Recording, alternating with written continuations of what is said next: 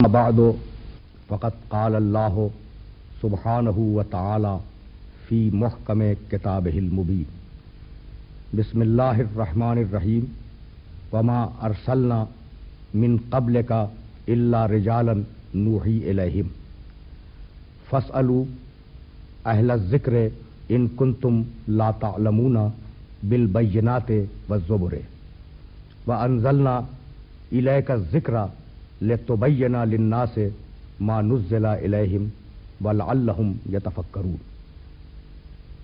عزیزان محترم، سورہ نحل قرآن مجید کا 16واں سورہ ہے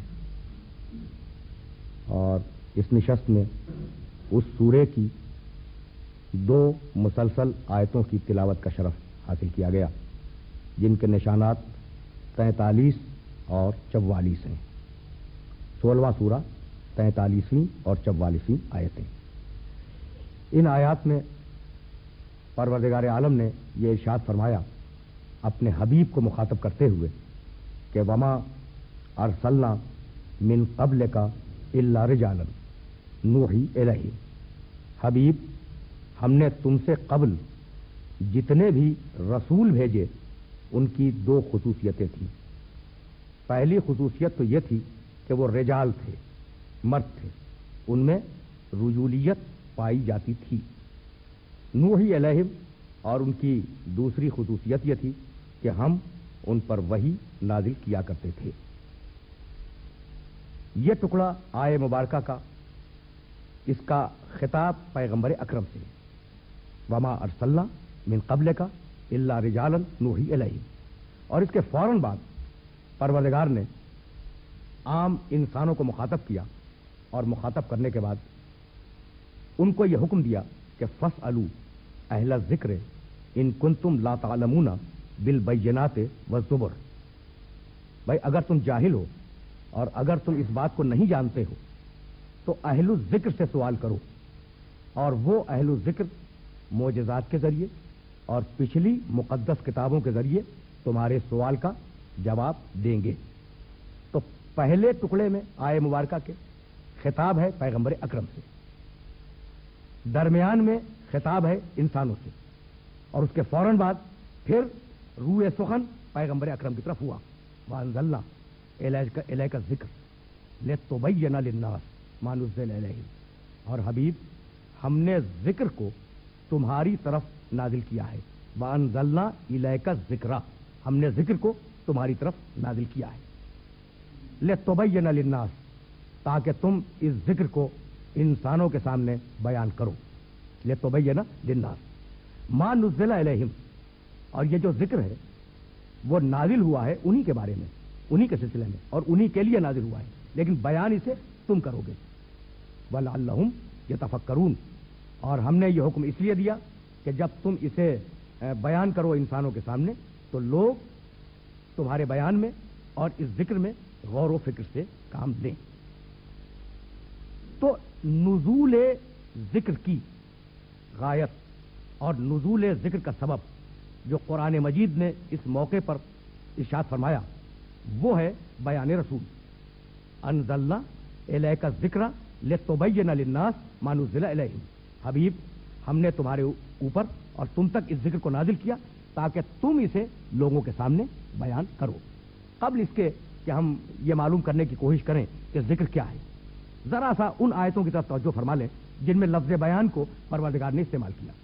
اس مقام پر ارشاد کیا، یعنی 43ویں آیت سورہ نحل کی، کہ حبیب ہم نے ذکر کو نازل کیا تاکہ تم اسے بیان کرو، اور اب کچھ آیتیں چھوڑ کر 64ویں آیت میں پروردگار عالم نے ذرا سی اور وضاحت کی اسی سورہ میں، وما انزلنا علیک الکتاب الا لتبین لہم الذی اختلفوا فیہ وہدی ورحمۃ لقوم یؤمنون، حبیب ہم یہ کتاب اس لیے نازل کر رہے ہیں، فقط اور فقط اس لیے نازل کر رہے ہیں، وما انزلنا علیک الکتاب، یہ کتاب ہم نے تمہارے اوپر فقط اس لیے نازل کی کہ الا لتبین لہم الذی اختلفوا فیہ، تاکہ تم لوگوں کے اختلافات میں اس کتاب کے بیان کو ان کے سامنے پیش کرو۔ یہ کتاب ہدایت بھی ہے اور رحمت بھی ہے صاحبان ایمان کے لیے۔ تو کتاب اللہ کی، ذکر اللہ کا بیان محمد رسول اللہ کا. 2 آیتیں سورہ نحل میں. سورہ قیامت میں ارشاد فرمایا ان علینا جمعہ و قرآنہ، اس کو جمع کروا دینا قرآن کو، اور نسلاً بعد نسل اسے پڑھواتے رہنا، یہ ہماری ذمہ داری ہے. پروردگار فرما رہا ہے کسی اور کی ذمہ داری نہیں ہے. درمیان سے میں نے آیت چھوڑی.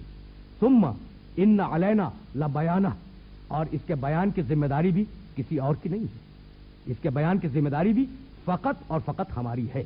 تو جس طریقے سے نزول قرآن کی ذمہ داری اللہ کی ہے، اسی طریقے سے بیان قرآن کی ذمہ داری بھی پروردگار عالم نے اپنے لیے منحصر اور موقوف رکھی. تو 2 آیتیں سورہ نحل میں، 1 آیت سورہ قیامت میں بیان سے متعلق. اور اب ایک وہ آیت بیان سے متعلق جو میرے ہر سننے والے کے ذہن و فکر و دل و دماغ میں محفوظ ہوگی. بسم اللہ الرحمن الرحیم. الرحمن علم القرآن خلق الانسان علمہ البیان. رحمان نے، الرحمن علم القرآن، رحمان نے قرآن کی تعلیم دی. خلق الانسان، پھر انسان کو خلق کیا. علمہ البیان، اور اسے بیان سکھلایا. تو آیت میں یہ 4 آیتیں ہیں. الرحمن علم القرآن خلق الانسان علمہ البیان. ترتیب یوں ہے کہ رحمان نے قرآن کی تعلیم دے دی. ابھی انسان خلق نہیں ہوا، رحمان نے قرآن کی تعلیم دے دی. خلق الانسان علمہ البیان، خلقت انسان بعد میں ہے، تعلیم قرآن پہلے ہے. تو اب جس ذات گرامی پر اس دنیا میں نزول قرآن ہوا ہے، اس ذات گرامی کو علم قرآن خلقت انسان سے پہلے مل چکا ہے.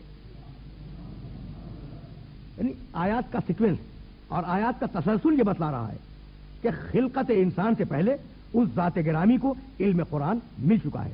یہی سبب ہے کہ سورہ طٰہٰ قرآن مجید کا 20واں سورہ ہے، اور اس سورے میں ایک انتہائی خوبصورت جملہ پروردگار عالم نے پیغمبر اکرم کو مخاطب کرتے ہوئے ارشاد کیا.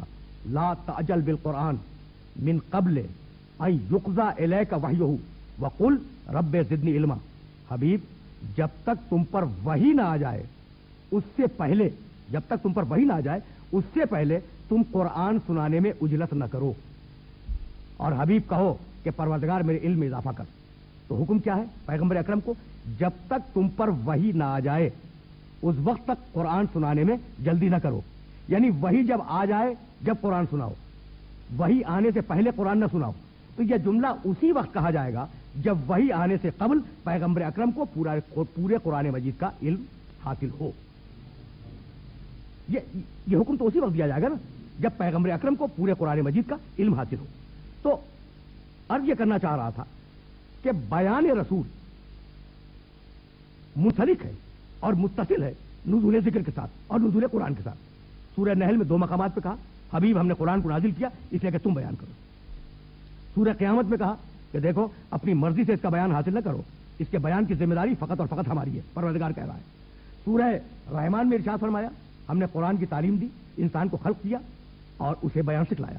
تو پروردگار بیان پر اتنا زور دینا کیوں چاہتا ہے؟ تو بتلانا یہ چاہ رہا تھا کہ اگر تم نے بیان رسول سے ہٹ کر قرآن مجید کو سمجھنا چاہا تو تمہیں سوائے گمراہی کے کچھ اور حاصل نہیں ہوگا. یعنی ذات محمد قرآن فہمی کے لیے کلیدی حیثیت رکھتی ہے. وما ارسلنا من قبل کا الا رجالا نوحی الیہم فاسألوا اہل الذکر ان کنتم لا تعلمون بالبینات والزبر وانزلنا الیک الذکر لتبین للناس ما نزل الیہم. اب میں پھر آغاز کی طرف واپس جا رہا ہوں. وما ارسلنا، بھائی بہت توجہ رکھیے گا. وما ارسلنا من قبل کا الا رجالا. حبیب سنو، تم سے قبل جتنے بھی رسول بھیجے وہ سب کے سب رجل تھے اور سب کے سب صاحبان وحی تھے. بھائی بھیجے کیوں؟ ضرورت کیا ہے؟ دیکھیے اب یہ ہے قرآن فہمی کی منزل جہاں سننے والوں کو لے کے جانا چاہ رہا ہوں. دعویٰ ہے اور اس خالق صدق کا دعویٰ ہے، سچائی کو خلق کرنے والے کا دعویٰ ہے جس کے دعوے میں کسی شبے کی کوئی گنجائش نہیں ہے. تو دعویٰ ہے کہ ہم نے رسول بھیجے جو رجل بھی تھے اور صاحبان وحی تھے. سوال یہ کہ کیوں بھیجے، ضرورت کیا ہے انہیں بھیجنے کی؟ تو ذرا سا اس سے اوپر چلے جائیں. یہ تھی 43ویں اور 44ویں آیتیں. اب ان کے اوپر کی 2 آیتیں 41ویں اور 42ویں آیتیں. والذین ہاجروا، دیکھیے میں فقط ایک لفظ کے لیے زحمت دے رہا ہوں. والذین ہاجروا فی اللہ، وہ لوگ جنہوں نے اللہ کی راہ میں ہجرت اختیار کی. لنبوئنہم فی الدنیا حسنۃ ولاجر الآخرۃ لو کانوا یعلمون. ہم انہیں اس دنیا میں नेकियां देंगे, अच्छाइयां देंगे, और अगर वो जाने तो उनको मालूम हो कि आखिरत में तो उन्हें बहुत ही बड़ा अजर मिलने वाला है। किन्हें? जिन्होंने हिजरत की। यह है कौन? अल्लज़ीना सबरू व अला रब्बिहिम यतवक्कलून। ये वो लोग हैं जिन्होंने हिजरत करने की राह में बड़ा सब्र किया। व अला रब्बिहिम यतवक्कलून, और यही वो लोग हैं जो अपने रब पर मुकम्मल तवक्कुल रखते हैं। अल्लाह पे रखते हैं? नहीं, अल्लाह का लफ्ज़ इस्तेमाल नहीं हुआ। अपने खालिक पे तवक्कुल रखते हैं? नहीं। व अला रब्बिहिम यतवक्कलून। अगर रब समझ में आ गया तो मैं समझूंगा कि अगली आयत वमा अरसलना मिन क़ब्लिक इल्ला रिजालन, ये समझ में आ जाएगी। भाई देखिए, अब हम लफ्ज़ रब पे रुकना चाह रहे हैं ताकि दोनों आयतें मुत्तसिल हो जाएं। जैसे ही वाला रब्बिहिम यतवक्कलून का जुमला खत्म हुआ, वैसे ही परवरदिगार ने कहा कि हमने रसूल भेजे जो रजुल भी थे और साहिबान वही भी थे। तो रुबूबियत से रिसालत का रब क्या है, इसे आपकी खिदमत में पेश करना चाह रहा हूं। दुनिया में इस्लाम के अलावा जितने भी मज़ाहिब पाए जाते हैं, उन सारे मज़ाहिब में अल्लाह खालिक के हवाले से पहचाना जाता है। जो पैदा करने वाला है वो खालिक है। उसने हमें आदम से वजूद में पहुंचाया, हम नहीं थे, हमें उसने हां बनाया। अब इंजील मुकद्दस में तो जुमला मौजूद है ना, आसमानी बाप। तो दुनिया के, इस्लाम के अलावा दुनिया के जितने भी मज़ाहिब हैं, उनमें खुदा की शिनाख्त खालिकियत के हवाले से है, पैदा करने वाले के हवाले से है, अदम से वजूद में लाने वाले के हवाले से। लेकिन इस्लाम ने जो शिनाख्त दी खुदा की, भाई खुदा खालिक है, उसका प्रॉपर नाउन, उसका इसमें मारिफा अल्लाह है। लेकिन परवरदिगार ने कुरान मजीद में जो शिनाख्त दी है वो उलूहियत के हवाले से नहीं है, वो खालिकियत के हवाले से नहीं है, वो हवाले से है रुबूबियत के। और यही सबब है कि अगर आप कुरान मजीद का मुतालिया फरमाएंगे तो आपको अंदाजा होगा कि कोई नबी और कोई मुरसल ऐसा नहीं है कि जब बारगाह इलाही में दुआ मांगे तो रब के लफ्ज़ से न मांगे। हजरत आदम अलैहिस्सलाम ने इरशाद फरमाया, दुआ मांगी, आवाज दी, रब्बना इन्ना ज़लमना अनफुसना व इन लम तग़फिर लना व तरहमना लनकूनन्ना मिनल खासिरीन। रब्बना, आए हमारे रब। हजरत नूह अलैहिस्सलाम ने दुआ मांगी, रब्बे, रब अल्लाह नहीं, खालिक नहीं, रब्बे ला तज़र अलल अर्ज़ मिनल काफिरीना दय्यारा। ऐ मेरे परवरदिगार, इस रूए जमीन से एक एक काफिर को चुन के हलाक कर दे। हजरत इब्राहीम अलैहिस्सलाम ने दुआ मांगी, रब्बे हबली हुक्मन वालहिक़नी बिस्सालिहीन। ऐ परवरदिगार, मुझे नबुव्वत दे दे, मुझे सालिहीन में शुमार फरमा। हजरत मूसा अलैहिस्सलाम ने दुआ मांगी, रब्बे इन्नी क़तलतु मिनहुम नफ्सन फ़अख़ाफ़ु अन यक़्तलून। परवरदिगार, ऐ मेरे रब, अल्लाह नहीं, ऐ मेरे रब, मैंने उनके एक इंसान को कत्ल कर दिया था और मुझे इस बात का खौफ है कि बदले में वो मुझे कत्ल न कर दे। हजरत ईसा अलैहिस्सलाम ने दुआ मांगी, रब्बना अंजिल अलैना माइदतम मिनस समाए। परवरदिगार, ऐ हमारे रब, हम पर आसमान से दस्तरखान और खाना नाजिल कर दे। पैगंबर अकरम ने दुआ मांगी, रब्बे जिदनी इल्मा, रब्बे अदखिलनी मुदखला सिद्क़िन व अखरिजनी मुखरज सिद्क़िन वजअलनी मिन लदुनका सुल्तानन नसीरा। तो आदम अलैहिस्सलाम से लेकर किसी नबी ने दुआ मांगी, रब्बे ला तज़रनी फर्दन व अंत खैरुल वारिसीन। ऐ मेरे रब, मुझे अकेला न छोड़। किसी और नबी ने दुआ मांगी, रब्बे इन्नी मगलूबुन फंतसिर। ऐ मेरे परवरदिगार, मैं मगलूब हूं, मेरी नुसरत फरमा। तो अल्लाह के हवाले से दुआ नहीं मांगी जा रही है, खालिक के हवाले से दुआ नहीं मांगी जा रही है, दुआ मांगी जा रही है रब के हवाले से। तो अब खालिक में और रब में फर्क क्या है? इंजील ने कहा अल्लाह आसमानी बाप है, कुरान ने कहा अल्लाह रब्बुल आलमीन है। तो अगर बाप में और रब में फर्क समझ में आ गया तो दोनों मज़ाहिब का नुक्ता नजर भी समझ में आ जाएगा। बाप का रिश्ता बेटे से माजी का रिश्ता है, पैदा कर दिया, बात खत्म हो गई। बाप के मानी मजाजी पैदा करने वाला, खालिक के मानी पैदा करने वाला, आदम से वजूद में लाने वाला। और रब के मानी क्या है? रब के मानी है नक्स से कमाल की तरफ ले जाने वाला। रब के मानी एहतियाजात को देखकर एहतियाजात को पूरा करने वाला। रब के मानी तरबियत करने वाला। तो बाप का रिश्ता पैदा करने के बाद खत्म हो सकता है, लेकिन जब तक एक भी एहतियाज किसी इंसान की बाकी है, उस वक्त तक बंदे का अपने रब से रिश्ता टूट नहीं सकता। तो अगर मैं ये बात वाज़ेह कर सका तो मुझे इजाजत दे कि मैं इस सिलसिले फिक्र को आगे ले जाऊं। तो कुरान ने रब के हवाले से खुदा का तारुफ कराया। रब वो जो एहतियाजात को पूरा करे, रब वो जो नाकिस को कामिल बनाए, रब वो जो बुरे को अच्छा बनाता हुआ ले जाए, रब वो जो खामियों को दूर कर दे। तो बाप का रिश्ता और खालिक का रिश्ता माजी का रिश्ता है, اور ربوبیت کا رشتہ ماضی، حال اور مستقبل کا رشتہ ہے، یعنی تینوں زمانوں کے اوپر یہ حاوی ہے۔ تو جب ماضی، حال اور مستقبل پر ربوبیت محیط ہے تو اس کے معنی کیا ہے؟ احتیاجات کو پورا کرنے والا۔ غذا ہماری احتیاج ہے، وہ پورا کرتا ہے۔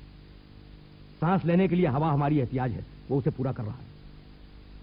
پاؤں رکھ کر چلنے کے لیے ہمیں زمین کی احتیاج تھی، اس نے عطا کر دی، تو احتیاجات کو پورا کر رہا ہے نا۔ یہ جسمانی احتیاجات ہیں۔ تو اب روحانی احتیاجات جن کا نام ہدایت ہے، کیا اسے وہ پورا نہیں کرے گا؟ اسے وہ پورا کرے گا نا۔ وَعَلَىٰ رَبِّهِمْ يَتَوَكَّلُونَ، چونکہ رب ہے اس لیے اس نے رجال بھیجے جو فریضہ رسالت کو انجام دے رہے تھے۔ اس ایک لفظ رب میں اس کے لیے پروردگار نے پوری دلیل رکھی تھی۔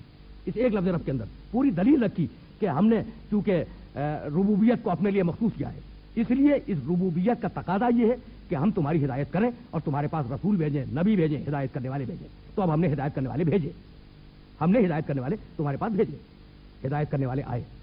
آخری منزل پر وہ آخری ہدایت کرنے والا آیا جو آخری کتاب لے کے آیا، اور اس آخری کتاب میں یہ ارشاد فرمایا فَاسْأَلُوا أَهْلَ الذِّكْرِ إِن كُنتُمْ لَا تَعْلَمُونَ بِالْبَيِّنَاتِ وَالزُّبُرِ وَأَنزَلْنَا إِلَيْكَ الذِّكْرَ۔ لفظ ذکر دو مرتبہ آیا۔ پوچھو اہل الذکر سے، جا کے پوچھو اگر تم جاہل ہو۔ اور ہم نے ذکر کو نازل کیا، ہم نے ذکر کو نازل کیا تاکہ حبیب تم اسے لوگوں کے سامنے بیان کرو۔ بھائی ذکر ہے کیا؟ ذکر کے معنی یاد رکھنا، ذکر کے معنی یاد کرنا، دونوں مفہوم، یاد رکھنا ذکر، یاد کرنا ذکر۔ یہ ذکر ہے کیا؟ سورہ جمعہ میں یوں تو ذکر کے مختلف موارد استعمال ہیں قرآن مجید میں، لیکن میں ایک عرض کرنا چاہ رہا ہوں۔ سورہ جمعہ میں ارشاد فرمایا یا ایھا الذین آمنوا اذا نودی للصلاۃ من یوم الجمعۃ فاسعوا الی ذکر اللہ وذروا البیع۔ اے ایمان لانے والو، جب جمعے کے دن تمہیں نماز کے لیے ندا دی جائے تو ذکر خدا کی طرف دوڑو۔ نماز جمعہ ذکر خدا، بلکہ اس سے زیادہ واضح آیت موجود ہے اقیمی الصلاۃ لذکری، نماز کو میرے ذکر کے لیے قائم کرو۔ تو نماز بھی ذکر ہے۔ یہ جتنی بھی عبادتیں ہیں نا، جتنی بھی عبادتیں، وہ روزہ ہو، وہ نماز ہو، وہ حج ہو، وہ زکوٰۃ دینا ہو، یہ سب کا سب ذکر ہے۔ اور کس طریقے سے ذکر ہے؟ کھڑے ہوئے نماز میں، قیام ایک شرط ہے نا، کھڑے ہوئے۔ اب نفس نے پوچھا بھائی ذکر کے معنی خدا کو یاد رکھنا، ہم نے طے کیا نا، یاد کرنا اور یاد رکھنا، اور یہاں پہ مراد ہے خدا کو یاد کرنا اور خدا کو یاد رکھنا۔ اب قیام کیا آپ نے نماز میں، اب ذہن نے پوچھا کہ بھائی کیوں کھڑے ہوئے؟ فوراً جواب آئے گا دل کی طرف سے خدا کے لیے۔ رکوع میں گئے، ذہن نے پوچھا بھائی کیوں رکوع میں گئے؟ کیوں رکوع میں گئے؟ اس خدا کے لیے جس نے حکم دیا تھا۔ سجدہ کیا، کس لیے سجدہ کیا؟ اس خدا کے لیے کیا جس نے حکم دیا تھا کہ سجدے میں جاؤ۔ تو نماز میں دو قسم کے ذکر مسلسل ہو رہے ہیں، ایک اعضاء و جوارح کا ذکر اور ایک زبان کا ذکر۔ زبان اس کی مد و ثنا کر رہی ہے اور اعضاء و جوارح اس کے حکم سے اپنے اپنے کاموں میں مشغول ہے۔ اگر میں یہ بات واضح کر سکا تو ذکر ہے پروردگار عالم کی یاد، اسے ذہن میں محفوظ رکھیے گا۔ وہ یاد رکھنے کی منزل ہو یا یاد کرنے کی منزل ہو، ذکر ہے پروردگار عالم کی یاد۔ اگر یہ بات واضح ہوئی تو میں اس سلسلہ فکر کو اسی مقام پہ آگے لے جا رہا ہوں۔ سورہ یاسین کے آغاز میں پروردگار عالم نے ارشاد فرمایا کہ انما تنذر من اتبع الذکر وخشی الرحمن بالغیب فبشرہ بمغفرۃ واجر عظیم۔ حبیب تمہارا کام یہ ہے کہ تم ان لوگوں کو ڈراؤ، انما تنذر من اتبع الذکر، ان لوگوں کو ڈراؤ جو ذکر کا اتباع کرتے ہیں، جو ذکر کی پیروی کرتے ہیں۔ وقت یعنی فقط ذکر نہیں کرتے، تنہا ذکر کر لینا کافی نہیں ہے جب تک ذکر کا اتباع نہ کیا جائے۔ انما تنذر من اتبع الذکر، تم اسے ڈراؤ جو ذکر کا اتباع کرتا ہے۔ وخشی الرحمن بالغیب، اور جو رحمان کے غیب میں ہوتے ہوئے اس کے باوجود اس کا خوف اپنے دل میں رکھتا ہے، اسے بشارت بھی دو کہ وہ بخشا جائے گا اور اسے اجر عظیم کی اطلاع بھی دے دو۔ تو یہاں پر پروردگار نے جو لفظ استعمال کیا ہے وہ ہے اتباع۔ دیکھیں دو لفظ ہیں، کسی کی بات کو تسلیم کرنے کے لیے عربی زبان میں دو لفظ ہیں، اطاعت، اتباع۔ اطاعت کے معنی بات کو مان لینا، اور اتباع کے معنی اس کے پیچھے چلنا۔ قول کو مان لینا یہ ہے اطاعت، عمل کو دیکھ کر ویسا ہی عمل انجام دینا یہ ہے اتباع، اسے ذہن میں رکھیے گا۔ تو ذکر تو قرآن مجید ہے نا، جیسا کہ میں نے ابھی آپ کے سامنے سورہ نحل کی آیتوں سے پیش کیا۔ اگر اس آیت میں ذکر سے مراد قرآن مجید ہو تو یہاں یہ ہونا چاہیے تھا کہ جو لوگ ذکر کی اطاعت کرتے ہیں، اس لیے کہ قرآن تو قول ہے نا، تو اطاعت کا لفظ استعمال نہیں کیا. پروردگار نے کہا انما تنذرو من اتبع الذکر، تم اسے ڈراؤ جو ذکر کی پیروی کرتے ہیں. پیروی کی جاتی ہے کسی شخص کی. تو اب یہاں پر کسی کتاب کا تذکرہ نہیں ہے اور کسی قول کا تذکرہ نہیں ہے، بلکہ کسی ایسے پیکر کا تذکرہ ہے جو اپنی ذات میں ذکر الہی بنا ہوا ہے، جو اپنی ذات میں ذکر الہی بنا ہوا ہے. ابھی عرض کروں گا کہ وہ ذات کون سی ہے جسے پروردگار نے ذکر الہی کے نام سے یاد کیا. تو اتباع ذکر، ذکر کی پیروی، ذکر کے پیچھے پیچھے چلنا، ذکر کے ہر حکم کو تسلیم کرنا، یہ ہے ضمانت جنت کی اور یہ ہے ضمانت اجر عظیم کی. اسی سورے میں، سورہ یاسین میں، پروردگار نے آگے چل کر ایک عجیب طریقے سے لفظ ذکر کو استعمال کیا. وما علمناہ الشعر وما ینبغی لہ ان ہوا الا ذکر وقرآن مبین. ذرا آیے مبارکہ کے تیور کو ملاحظہ کیجیے گا. وما علمناہ الشعر، ہم نے اپنے حبیب کو شعر کی تعلیم نہیں دی. وما ینبغی لہ، اور یہ شعر کی تعلیم اس کی شان کے لائق بھی نہیں، اس کی شان کے شایع بھی نہیں. ان ہوا الا ذکر وقرآن مبین، ہمارا حبیب جو بولتا ہے یا ذکر ہے یا قرآن ہے. بھائی ہماری گفتگو کے بڑے طریقے ہیں اور ہماری گفتگو کی بڑی قسمیں ہیں، جسے ذہن میں رکھیں. نعوذ باللہ من ذالک، ہم کبھی سچ بولتے ہیں، کبھی جھوٹ بولتے ہیں، ہم کبھی توریہ کرتے ہیں، ہم کبھی طنز کرتے ہیں، ہم کبھی مزاح کرتے ہیں، ہم کبھی خلاف واقعہ کوئی بات بیان کرتے ہیں. کتنی قسمیں ہماری باتوں کی. یعنی ہماری بات، ہماری سے مراد انسانوں کی بات چیت. انسانوں کی بات چیت کی اگر آپ قسمیں بیان کرنے بیٹھ جائیں تو بڑا وقت ہو جائے گا. تو انسانوں کی بات اور انسانوں کے اقوال، ان کی بے تحاشا قسمیں ہیں، لاتعداد قسمیں ہیں. لیکن پیغمبر کے بولنے کی کل 2 قسمیں ہیں. وما علمناہ الشعر وما ینبغی لہ ان ہوا الا ذکر وقرآن مبین. ہم نے اسے شعر تو سکھلائی نہیں اور اس کی شان کے لائق بھی نہیں ہے. وہ جو بولتا ہے یا ذکر ہے یا قرآن ہے. فلما رأى الشمس بازغۃ، اور جب ابراہیم نے چمکتے ہوئے سورج کو دیکھا، قال ھذا ربی، کہا یہ میرا رب ہے، اور کہا ھذا اکبر، یہ تو سب سے بڑا ہے. اور جب وہ چمکتا ہوا سورج ڈوب گیا تو ابراہیم کہنے لگے کہ اے مشرکو، میں تمہارے عقائد شرک سے بری ہوں. یہ ہے اہل الذکر کی شان کہ پہلے ھذا ربی کہہ کے متوجہ کیا، یہ میرا رب ہے. ستارہ پرستوں کی قوم تھی نا، ستارہ پرست، قمر پرست، شمس پرست. اس معاشرے میں ابراہیم علیہ السلام تشریف لائے تو پہلے ھذا ربی کہہ کے انہیں متوجہ کیا. اور جب وہ متوجہ ہو گئے تو ابراہیم علیہ السلام نے ایک وہ دلیل دی جو قیامت تک نہ ٹوٹنے والی دلیل ہے. ڈوب گیا، ظاہر ستارہ تو ڈوبے گا. جب وہ ڈوب گیا کہا کہ جو ڈوب جائے مجھے پسند نہیں ہے. بھائی جو ڈوب جائے اس کا مطلب یہ کہ اس میں حرکت ہوئی، اور جس میں حرکت ہوئی وہ ایک جگہ سے دوسری جگہ گیا، اور جو ایک جگہ سے دوسری جگہ جائے وہ مادی ہوگا، اور جو مادی ہوگا وہ خدا ہو نہیں سکتا. اس ایک ڈوب جانے کے لفظ میں کتنی بلاغت رکھی ہے حضرت ابراہیم علیہ الصلوۃ والسلام نے، اسے آپ ملاحظہ کریں اور اس کی گہرائی اور گہرائی کو محسوس فرمائیے کہ چونکہ اس میں حرکت آ گئی، جس میں حرکت آئے وہ جسم ہوگا، جس میں جسم ہوگا وہ شمال بھی ہوگا، جنوب بھی ہوگا، مشرق بھی ہوگا، مغرب بھی ہوگا. جس میں شمال، جنوب، مشرق اور مغرب پیدا ہو جائے وہ تقسیم بھی ہو جائے گا، اور جو تقسیم ہو جائے وہ خدا نہیں ہو سکتا، مادہ ہوگا. جو تقسیم ہو جائے وہ خدا ہو ہی نہیں سکتا، مادہ ہوگا. تو یہ ہے اہل الذکر کی شان. کہا یہ ستارہ میرا رب ہے. جب سب متوجہ ہو گئے تو دلیل دے دی کہ یہ رب نہیں ہے. پھر دوسرے گروہ کو لیا، کہا چاند میرا رب ہے. جب سارے چاند کے پوجنے والے متوجہ ہو گئے کہا کہ ڈوب گیا، جو ڈوب جائے وہ رب نہیں ہو سکتا. پھر کہا کہ سورج میرا رب ہے اور یہ تو بہت ہی بڑا ہے. اب سارے سورج کے پوجنے والے قول ابراہیم کی طرف متوجہ ہوئے، اور جب سب متوجہ ہو گئے کہا کہ جو اوجھل ہو جائے. بھائی رب تو وہ ہے نا جس کی ہدایت کی شعائیں ہر وقت جاری و ساری رہے. رب تو وہ ہے، رب وہ ہے. تو جو اوجھل ہو جائے وہ کیا خاک ربوبیت کرے گا؟ تو نہ چاند رب ہے، نہ سورج رب ہے، نہ ستارہ رب ہے. یہ ہے ذکر والے کی شان. بس یہ ہے میری گفتگو کی آخری مزید. یہ ہے ذکر والے کی شان کہ کہا کہ ستارہ ڈوب گیا اس لیے رب نہیں ہے، چاند ڈوب گیا اس لیے رب نہیں ہے، سورج ڈوب گیا اس لیے رب نہیں ہے. تو جو اہل الذکر تھا اس نے اس کے ڈوبنے سے استدلال کیا، اور جو خود ذکر تھا اس نے ستارے کو اتارا، چاند کو توڑا، سورج کو پلٹایا اور بتلایا کہ جو بندے کے تصرف میں آ جائے وہ ہرگز خدا نہیں ہو سکتا. فی محکم کتابہ المبین۔ بسم اللہ الرحمن الرحیم، الحمد للہ رب العالمین، الرحمن الرحیم، مالک یوم الدین، صدق اللہ العظیم۔ عزیزان محترم،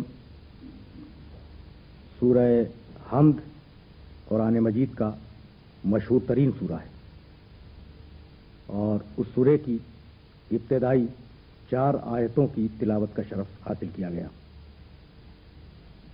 اس سورہ مبارکہ کے یوں تو بہت سے نام ہیں، لیکن سب سے زیادہ جو نام مشہور ہوئے ان میں پہلا نام سورہ حمد ہے، دوسرا نام فاتحۃ الکتاب ہے، اور تیسرا نام سبع مثانی، یعنی وہ 7 آیتیں جو مکرر دہرائی جائیں۔ اب چونکہ نماز میں ہر نماز میں 2 مرتبہ یہ سورہ دہرایا جاتا ہے، یعنی 7 آیتیں دہرائی جاتی ہیں، اس لیے سورہ ہجر میں اس کا تذکرہ بھی ہے۔ لقد آتیناک سبعا من المثانی والقرآن العظیم، حبیب ہم نے تمہیں